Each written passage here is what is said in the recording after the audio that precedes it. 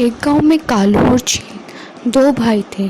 दोनों एक ही दुकान पर काम किया करते थे और कढ़ी चावल बनाकर बेचा करते थे। उनका कढ़ी चावल का बिजनेस बहुत अच्छा चल रहा था।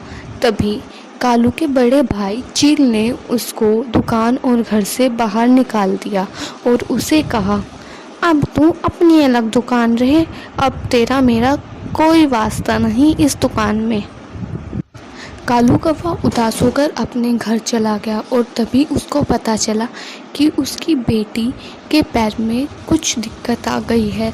और जब उसने डॉक्टर को दिखाया तो डॉक्टर ने कहा कि अब उसे उसके पैर का ऑपरेशन कराना पड़ेगा और ऑपरेशन का खर्चा लगभग 1 लाख रुपए तक आएगा। कालू कौवा अपनी बीवी से कहता है, अरे सुनो टोनी, अब हम अपनी बेटी का इलाज कैसे कराएंगे? हमारे पास तो दुकान भी नहीं है, अब हम क्या करेंगे? सुनो जी, हम भी एक कढ़ी चावल बनाकर लोगों को बेचा करेंगे, लेकिन हमारे पास दुकान तो नहीं है। अब हम एक रेहड़ी पर कढ़ी चावल बनाकर बेचेंगे। मैं सुबह को कढ़ी चावल बना दूंगी और आप इसको ले जाकर कढ़ी चावल को बेच देना। कालू कौवे को पहले से ही कढ़ी चावल बनाने आते थे, क्योंकि वो पहले अपने भाई के साथ काम किया करता था और उनका बिजनेस भी अच्छा चला करता था। और अब कालू कौवा कढ़ी चावल बनाकर बेचने लगा, लेकिन उसकी दुकान इतनी अच्छी नहीं चलती थी, क्योंकि उसका बड़ा भाई चील के ढाबा पर पहले से ही बहुत सारे कस्टमर आते थे और उनको उसके कढ़ी चावल पसंद थे।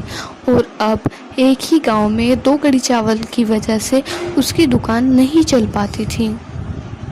लेकिन कालू कौवा बहुत ज़्यादा नरम दिल का था। वो अपनी दुकान पे लगभग 10 जनों को फ्री में एक दिन में खाना खिला दिया करता था, और जिनके पास पैसे नहीं था उनको भी फ्री में खाना खिलाया करता था। लेकिन उसका बड़ा भाई चील कभी भी ऐसा नहीं करता था।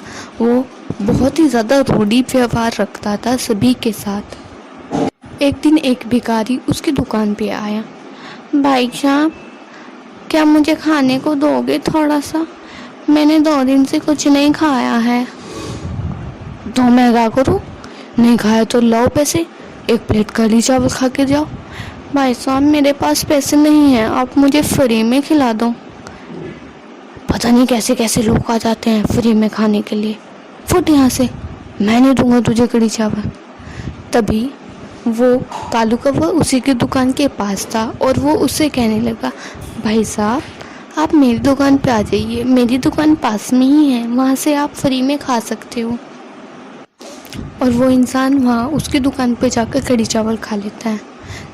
कुछ दिन के बाद कुछ इंसान उसकी दुकान पर आते हैं, बड़े भाई की दुकान पर आते हैं और उससे कहते हैं कि हमें भोजन करा दीजिए भाई साहब।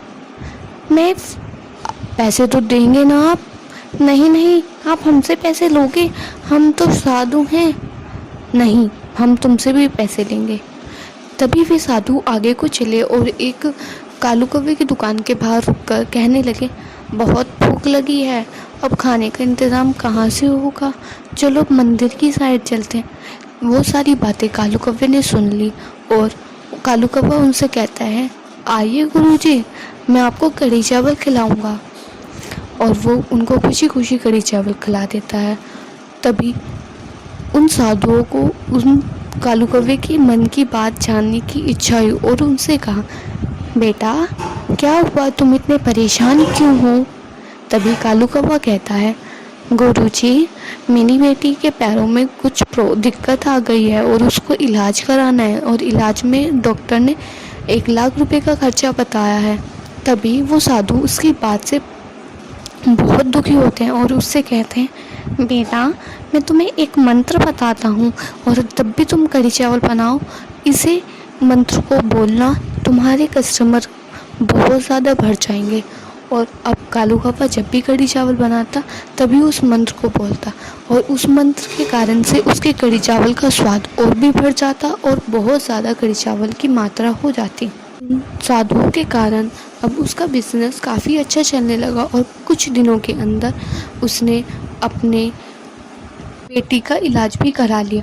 लेकिन जब साधु ने मंत्र बताया था तो उसने एक बात कहा था, तुम्हें एक दिन में कम से कम 100 जनों को खाना फ्री में खिलाना होगा जो भूखे होंगे उनको। ऐसे अब वो उस कालू कौवे का बिजनेस काफ़ी अच्छा चलने लगा और वो लोगों को फ्री में खाना खिलाता रहा। कहते हैं ना, अच्छा कर्म करोगे तो फल भी अच्छा ही मिलेगा। और उसके बड़े भाई को एक बड़ी सीख भी मिली किसी की ना मदद करने की।